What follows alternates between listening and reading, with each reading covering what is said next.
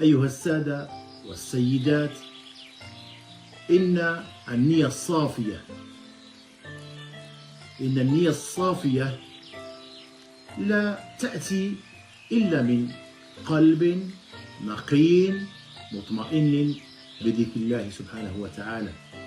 قلب صافي ينجي صاحبه من المهالك، لأن صفاء القلوب هو مفتاح الحياة المطمئنة والقرب من الله ومحبة الخلق، لأن الصفاء الحقيقي هو صفاء القلب من الأقدار بعد المجاهدة عن طريق تزكية النفس والرقي بها لتتجاوز النزاعات والصراعات بالتسليم والاستسلام لأمر الله رضا وحبا ومحبة والاحتماء به من كل ما يبعد عن رحمته.